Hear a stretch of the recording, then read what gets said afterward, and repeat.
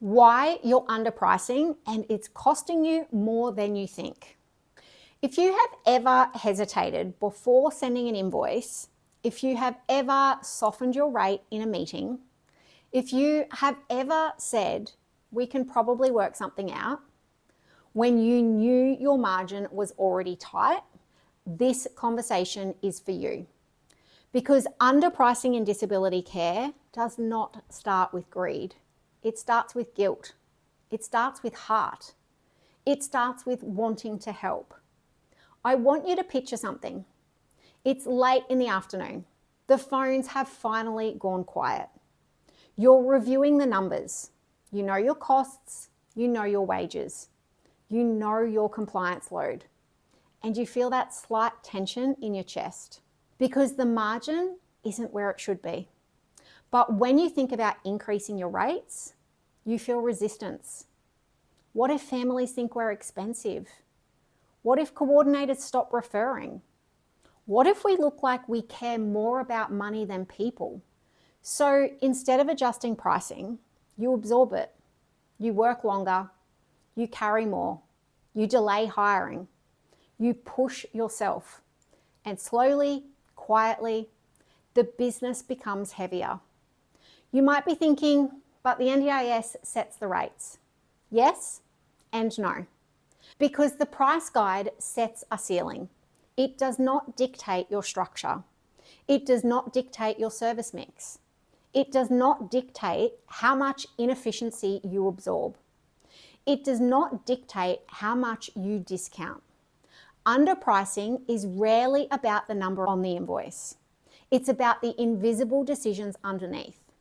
And those decisions are costing you more than you realize.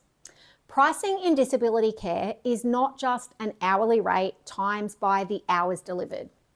It's hourly rate minus wages, minus super, minus leave loading, minus insurance, minus admin, minus compliance, minus supervision, minus training, minus vacancy risk, minus billing delay. What's left is margin. And margin is not profit in your pocket. Margin is stability. If your margin is below 10 to 15% in most disability business models, you are structurally exposed. This is not opinion. This is maths. And when your margin is thin, every small disruption feels amplified. Now let's look at what that actually costs you. First, it steals leadership capacity. When margins are thin, you can't think long term. You operate in reaction. Every cancelled shift feels loud. Every rejected claim feels sharp. Every delay in payment feels tense. You stop making strategic decisions. You start making survival decisions. Secondly, it creates staff instability.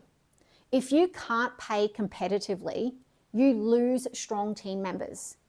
If you can't fund proper supervision, burnout increases. If you can't invest in training, quality plateaus, and then turnover rises. And turnover is expensive, financially and emotionally. Thirdly, it erodes reputation. When you underprice, you often attract urgency, not alignment. Participants who choose solely on cost rarely choose on values, and that creates friction. Friction drains you. You might not see this clearly yet, but look back over the last 12 months. Where did most of your stress come from? Low margin work? Discounted arrangements? Houses that never quite filled? Service that just cover costs? Underpricing doesn't feel dramatic. It feels subtle, but it compounds quietly. Pricing is not about charging more. It's about structuring smarter.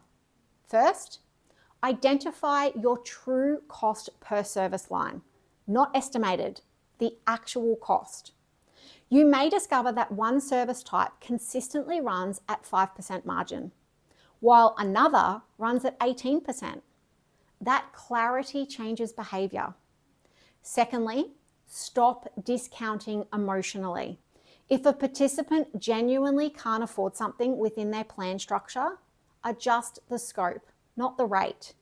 Reduce the hours, refine deliverables, but don't erode your base. Thirdly, build margin into stability. Margin funds training, technology, quality oversight, cash buffers.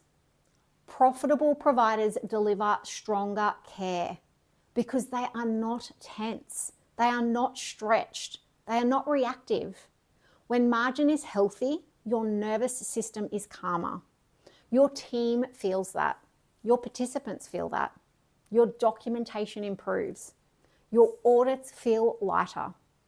Profit is not greed, it is oxygen. Pick one service line, calculate the true margin, not guesswork, but actual numbers. Then ask, if this ran at this margin for 12 more months, would I feel stronger or heavier? If the answer is heavier, you have your signal. Imagine 12 months from now, your pricing reflects structure. Your margin funds growth. Your leadership feels grounded. That's not selfish. That's responsible. If this conversation felt uncomfortable in a useful way, hit subscribe because we build strong businesses here, not fragile ones.